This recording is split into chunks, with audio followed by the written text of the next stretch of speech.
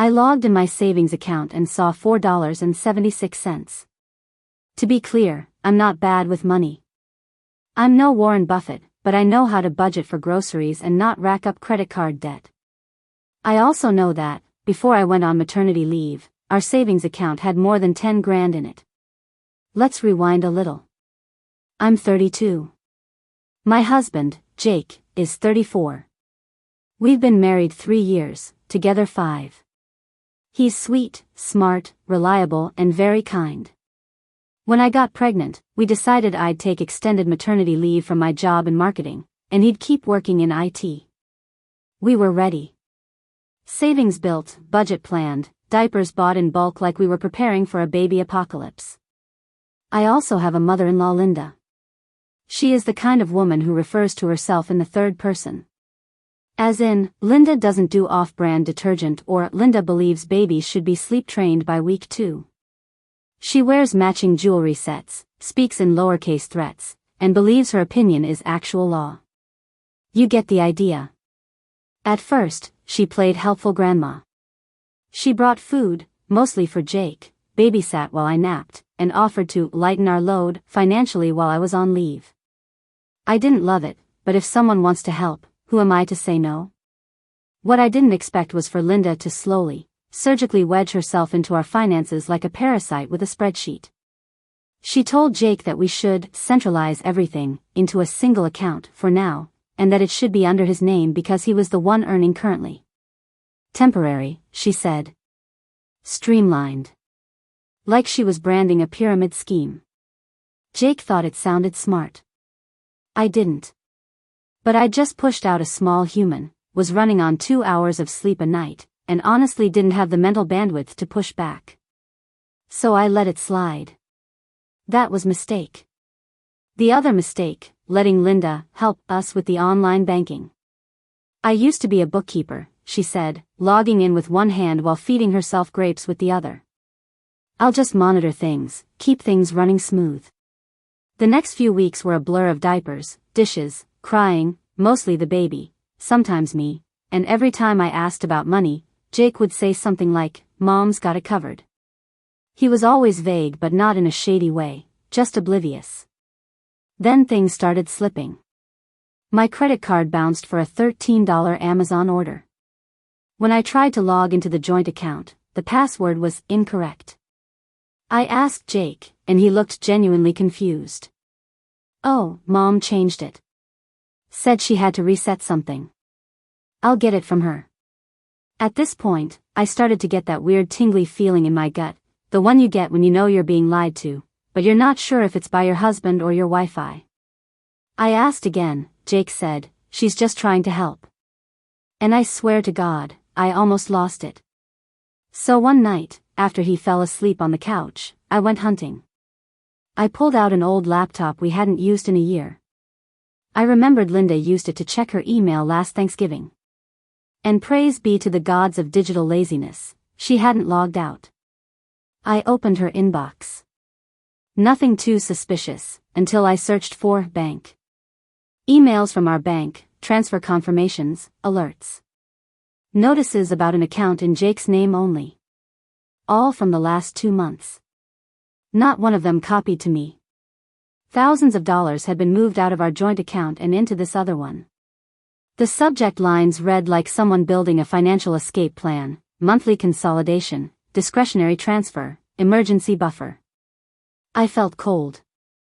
There was one message that hit harder than the rest. It was a forwarded email Linda had sent Jake, with the subject, "Protecting yourself legally, just in case." I didn't read the whole thing. My hands were already shaking. I took screenshots of everything, saved them to a flash drive, and emailed copies to myself just in case Linda decided to accidentally drop the laptop in a bathtub full of bleach. And then, I logged into our joint savings, through a forgotten link buried in an email thread. $4.76. That's what was left. That was 2 weeks ago. Since then, I've smiled through 3 family dinners, played dumb through a birthday brunch, and listened to Linda complain that some people just don't understand long-term financial planning. Surely she meant me. Anyway, after I found the transfers and that charming email about legal protection, I didn't confront anyone. I decided to play it cool and figure out exactly how deep the rabbit hole went. I started by watching Jake. I paid attention. He'd been acting off. Irritable and distant. Less golden retriever, more confused raccoon. When I casually mentioned I wanted to go back to work part-time, he immediately got weird. "Do you really think that's smart right now?" he asked. "With the baby and everything?" Everything apparently meant the fact that Linda was now managing our utilities, groceries, and had, according to Jake, taken initiative on our taxes. Our taxes. I asked if he'd seen the actual returns. He said, "I think she printed them." Let me paint a quick picture. My mother-in-law, who once used a glue stick as lip balm, is now in charge of our federal paperwork. How did I get to this point? Was it hormones and lack of sleep, or short-sightedness and faith in the good in people? I went back to the laptop and kept digging. I pulled up the transfers again. They were happening like clockwork, every Friday. $1,200 to $1,500 moved from our joint account into a new one under Jake's name. But the amounts were weirdly inconsistent.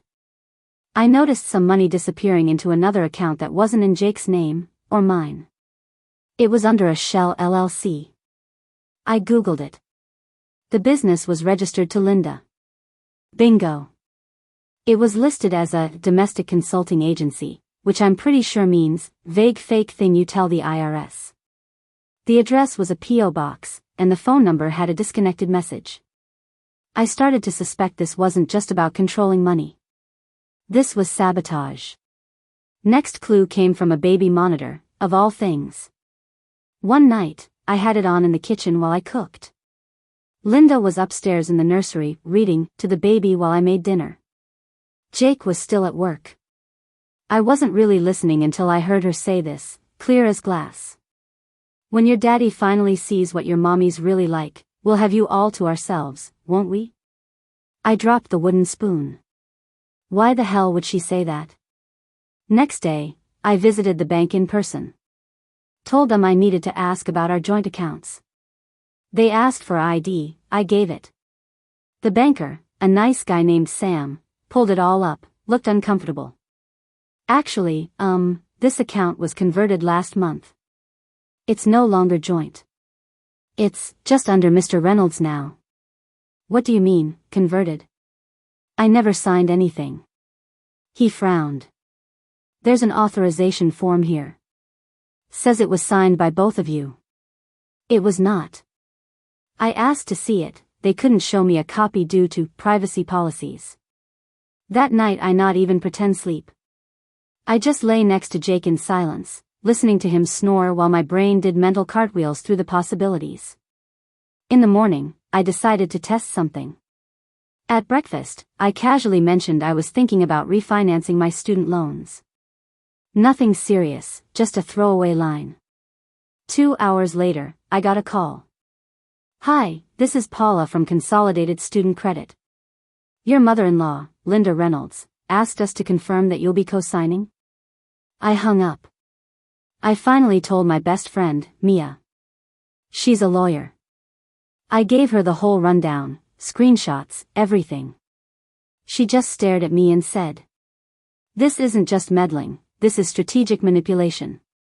This is fraud." She helped me draft an email, which I sent to Jake. No accusations, just facts. A summary of what I found. He came home early that day. Looked wrecked. He hadn't even read the email. "Mom said you were spending too much," he muttered, sitting down. "That you were getting unstable." I almost laughed. "Unstable how?" He looked away. "That you were depressed. Postpartum. Mom said she was just trying to keep us from losing everything." I handed him the flash drive. "Then maybe you should see what your mom's been doing to save us." He didn't say a word for 10 minutes. Then he whispered, "There's more, isn't there?" He just said, "I need to talk to her." I begged him not to do it alone. "She's gonna flip the script so hard you'll think you committed wire fraud." But Jake's got this guilt-ridden soft spot for his mother, like a golden retriever who keeps thinking the vacuum is his fault. So he asked her to come over. I didn't trust her for 5 seconds.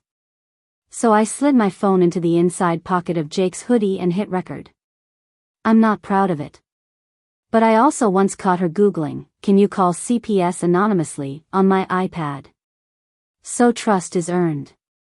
Linda showed up with a Tupperware of tuna casserole and a fake smile stretched so tight her Botox was sweating. I stayed upstairs with a baby. No way I was giving her the satisfaction of a meltdown. This was her stage. I was just the sound crew now. From the baby monitor feed and a vent in the hallway, I got the whole conversation. Jake started gently. "Mom." I looked at the bank activity. "Why didn't you tell me you were moving the money?" Linda: "Oh honey, I didn't want to burden you. You've got so much going on. I was just protecting your assets." Jake: "From who?" Linda: "Well, from her. Yeah, the way she said her, you'd think I was a plague ship." Linda went full Broadway after that. Claimed I was emotionally unstable, reckless, and, my personal favorite, possibly addicted to online shopping. Jake, bless him, actually pushed back. "She's been home taking care of the baby. You think she's somehow embezzling our own money while breastfeeding?" Linda switched tactics instantly. "Sweetheart, I found a wine bottle in the nursery trash. She's drinking during the day. And texting a man named Adam. I think she's having an affair." At that point, I almost did storm down the stairs. Adam is my cousin. He is gay. Engaged gay actually. We were texting about what color suits to wear at his wedding. The affair was him sending me a screenshot of our uncle wearing Crocs to church. But I let her keep digging her hole. Then came the real twist. She said, I kid you not, that she had a boyfriend now. A chiropractor named Dennis. And she claimed I had made inappropriate comments to him over Thanksgiving dinner. Jake: "Wait. Dennis with the toupee and the thumb ring?" Linda: "He's very sensitive." Jake: "You said he was your real estate mentor." Linda: "Well, things evolved. I couldn't take it anymore. I came down the stairs mid-monologue. She spun around and froze. "Funny story," I said. "Adam sends his love. So does his fiancée. They both found it hilarious you think I'd cheat on my husband with a man whose dating profile includes passionate about bone alignment." Linda turned beet red. You've been listening to this whole time?" "Oh, no. That would be sneaky. I just have your greatest hits recorded on Jake's hoodie." Smile. Her face morphed into something between outrage and a failed Botox twitch. "I was trying to protect my son," she shouted. "By draining our savings into your fake business account?" "It's not fake. It's a consulting firm." "What do you consult on, Linda?" "How to fake a signature and gaslight your way into someone else's marriage." Jake stood up then. "You forged her name on a joint account form. You created a business using our money. And you tried to turn me against the mother of my child." Linda's voice cracked. "You're choosing her over me?" Jake didn't blink. "Yes. She is my family." Linda stood up and did what she does best, got louder. Threw in some shaky crying for good measure. Then hissed at me, "One day he'll see who you really are. Yeah, a woman who keeps receipts. In triplicate." She slammed the door behind her. I swear the baby flinched upstairs. Jake sat down and looked at the floor like it was giving him moral guidance. He finally whispered, "How long do you think she's been planning this?" I said nothing. Just sat beside him and watched the casserole slowly leak tuna juice across the table. That night, we didn't sleep much, processing. Turns out betrayal has a way of kicking you in the throat and then asking if you want dessert. I woke up the next morning to a text from Linda. "When you're ready to apologize, I'm here. Families heal with time." I didn't reply. Then I texted Adam. You're officially my alibi. Also, Linda thinks we're having an affair. Congrats. His response. Tell her I'm expensive and high maintenance. She should be flattered. The next day Jake didn't talk much. He just sat at the kitchen island, holding the flash drive like it might explain itself if he stared hard enough. We barely spoke. We fed the baby, cleaned bottles. Took turns pretending to scroll our phones while secretly just thinking. At one point, I heard Jake crying in the bathroom. Not loud. Just one of those quiet, raw sounds that doesn't come from your throat, it comes from your gut. I made coffee, handed him a mug, and said, "Call someone. You need help." He took leave from work. Found a therapist. Started journaling like he was on a retreat for emotionally neglected husbands. Good. He needed it, we both did. Then I got to work. First call from a lawyer. Mia, my best friend, recommended a financial attorney who looked over everything I sent her and just said, "Oh wow." Not exactly the comforting kind of "oh wow." Turns out Linda hadn't just dipped into our savings. She'd also filed our taxes late. Didn't report some freelance income I'd earned the year prior. And, bonus points, she'd changed our credit card billing address to her own. The penalties were already rolling in. I filed fraud reports. Froze the joint accounts. Cancelled every card. Spent an hour with customer service explaining that, no, I did not authorize Linda Reynolds to sign as me. Apparently all it takes is a ballpoint pen and delusions of control. Jake helped where he could, but he was unraveling. The guilt was chewing through him like acid. I should have known, he said one night. She's done stuff like this before. Just never, this far. What do you mean? I asked. And that's when he told me. When we were dating, Linda had once, accidentally, forwarded him a dating profile, mine, screenshot and all, from years before we met. She claimed it was proof I'd been around. Another time, she mailed a copy of her will to Jake with a sticky note, "Make sure she doesn't touch any of this." I stared at him. "And you still let her touch our bank accounts?" He just looked at the floor. It was a weird grief. Not just anger, though there was plenty of that. It was like mourning a version of our life that could have been, without the sabotage, the manipulation, the spreadsheet espionage. And then it hit me. She hadn't just tried to hurt our marriage. She tried to erase me as a mother. She wanted control of everything, the finances, the narrative, even my baby. I remembered a moment, right after I gave birth.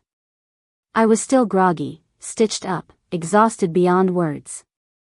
Linda came in the room, took one look at the baby, and said, "He has Jake's eyes." Thank God. I laughed at the time. But now, that moment haunted me. So did another one, months before the baby, when Jake and I announced we were trying. Linda had pulled me aside and said, "My son will never be tied down by a woman like you." At the time, I chalked it up to passive-aggressive boomer energy. But now? It felt like a manifesto. She didn't just dislike me. She wanted me gone. But here's the thing about strong women, we don't break. We reorganize. Re-strategize. We lawyer up and dig in. By week 2 of the fallout, I had a folder, which included affidavits, printouts, account histories, and a line item titled Linda's Fake Business Breakdown, which I highlighted in pink for flair. And then came the cherry on top. Jake was sorting through some HR forms for insurance, trying to clean up the mess Linda left in her wake, when he found it. A document submitted a month prior. Filed electronically. She had listed herself as a dependent on his health insurance. Just her. Is this even legal? Jake asked. I said, if it's not, I hope it comes with a fine. Preferably one that ruins her next cruise. He didn't laugh, neither did I. We weren't at the laughing part yet, but we were getting there. There's this idea that healing comes with peace. That once the dust settles, you sit cross-legged on a yoga mat and whisper, I release the pain. Let me tell you what I actually did. I filed paperwork with the state, started a business, got a logo made, and opened my own account, just mine, with a password so strong it looks like I fell asleep on the keyboard. Linda wanted control? She can have control of her own chaos. Because I'm done playing the part of the clueless daughter-in-law. Now I'm the CEO of my own life.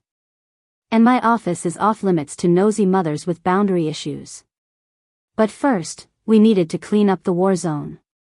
Jake reported the insurance fraud to HR. The company took it seriously.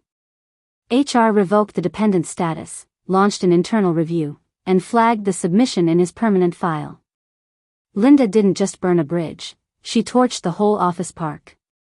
We filed a police report about the forged banking documents. It won't lead to jail time, white-collar fraud rarely does, but it's on record now. Which was the point? Protection. I met with the bank in person. Explained everything. Got back into my accounts. Took screenshots of every suspicious transaction. Froze anything still linked to her. In the middle of all this, I sat Jake down. Told him this was his moment. Not mine. His mother had tried to ruin our marriage. Our finances. Our foundation. She'd manipulated him for years. If he wanted to fix this, it couldn't be because I said so, it had to come from him. To his credit, he didn't blink. He went no contact. Blocked her on everything. Sent one final text. I love you. But until you're willing to apologize, take responsibility, and repair the damage you caused, this door is closed. She responded with a 13-paragraph email that began with, "I'm sorry you feel betrayed," and ended with a Bible verse about forgiveness. We didn't reply. She tried again. Sent cards on holidays. Left voicemails about family unity. Even showed up once at Jake's office, security escorted her out. She never apologized. Not really. Not in the, "I did something wrong and I'm sorry" way. Just in the, "why are you overreacting" way. Eventually, the messages stopped. And the silence felt like fresh air. We rebuilt. Slowly.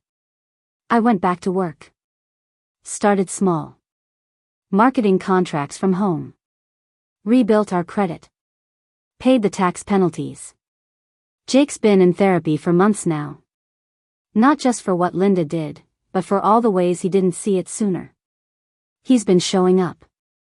Like really showing up. And I told him, if he slips, I'll be the first to call him out. But I'll also be the first to back him up.